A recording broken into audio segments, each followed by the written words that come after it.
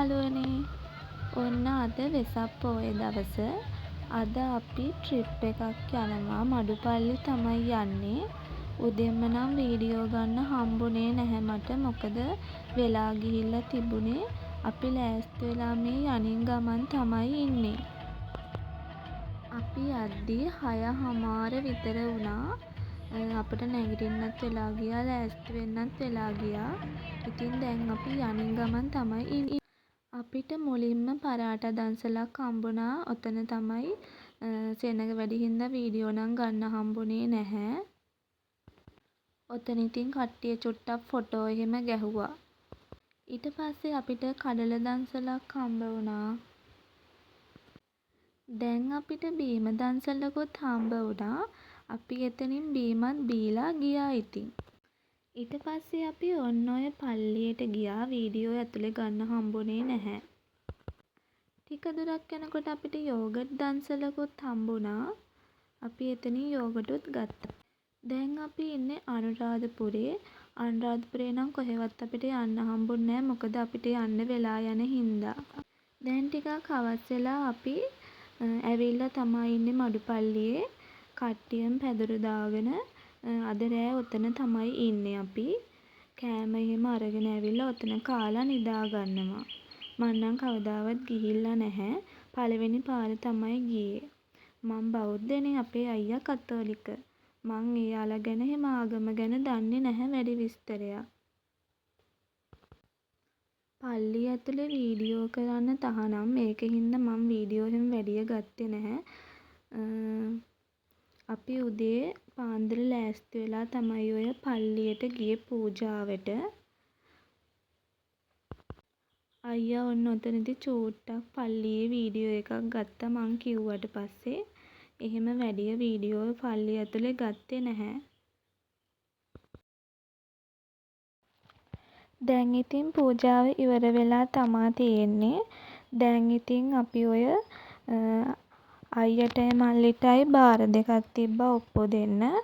ඒගොල්ලන්ගේ උසට ඉටිපන්දම් අරන් පත්තු කරන්න තමයි තිබ්බේ. අම්මා ඒ දෙන්නට ඉටිපන්දම් දෙකක් අරන් දුන්නා. ඒ දෙන්නා ඒක පත්තු කරා. මායි අම්මයි ඉටිපන්දම් අරන් නිකන් පත්තු කරා. ඉතින් යාළුවනේ ඔයාලත් ගිහින් තියෙනවද මඩුපල්ලි? මම නම් ගියේ පළවෙනි පාරට. මම ගෙදරින් යද්දි හිතාගත්තා මම හැම දෙයක්ම වීඩියෝ කරලා දානවා කියලා. හැබැයි මට හිතුණු විදිහට හැම දෙයක්ම අපි කන බොන දේවල්, අපි ගියපු තැන් එහෙම මට වීඩියෝ කරගන්න හම්බ වුණේ නැහැ ඉතින්. මම හරිම පුංචි දේවල් තමයි වීඩියෝ කරලා තියෙන්නේ. ඒ ටික එකතු කරලා තමයි මම මේ වීඩියෝ එක හදලා තියෙන්නේ. අපි පල්ලියට ගිහිල්ලා යනින් ගමන් ගඟක් ගාවට ගියා නාන්න. එතන වීඩියෝ මට මොකවත් ගන්න හම්බුන්නේ නැහැ. මොකද ෆෝන් එක අරන් ගියේ නැති නිසා. ඔන්න යාළුවනේ දැන් ඉතින් අපි පල්ලියේ ඉඳන් ගෙදර එන්න පිටත් වෙලා තමා තියෙන්නේ. ඔයාලට පේනවා ඇති අපේ අයියා මල්ලි යාළුවෝ කට්ටිය දැන් ඉතින් එයාලා නටනවා. අපි ඉතින් එයාලගේ ওই පිස්සු විකාර වැඩ දිහා බල බල හිනා වෙවි ආවා. මං ඉතින් ඉස්සරහට ලස්සන වීඩියෝ ගේන්න හිතාගෙන ඉන්නවා අපේ අයියත් එක්ක. මං ඉතින් YouTube ගැන එහෙම වැඩිය තාම දන්නේ නැහැ. මොකද මං අලුත්නේ. හැබැයි මට පුළුවන් විදිහට මම ලස්සන වීඩියෝ ඉස්සරහට ගේන්න හිතාගෙන ඉන්නවා. මගේ වීඩියෝ කවුරු බැලුවත් නැතත් මං දිගටම වීඩියෝ දානවා. මොකද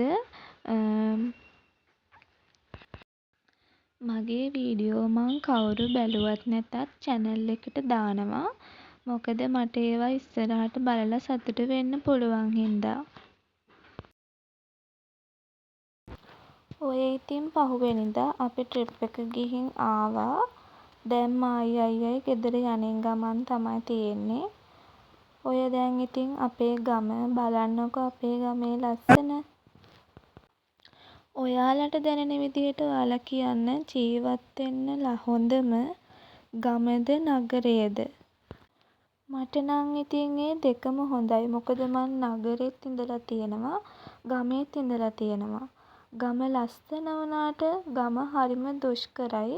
හැබැයි නගරේ ජීවත් වෙන්න හරිම ලේසියි. පහසුයි. හැම දෙයක්ම තියෙනවනේ. හැබැයි ගමේ එහෙම නැහැ.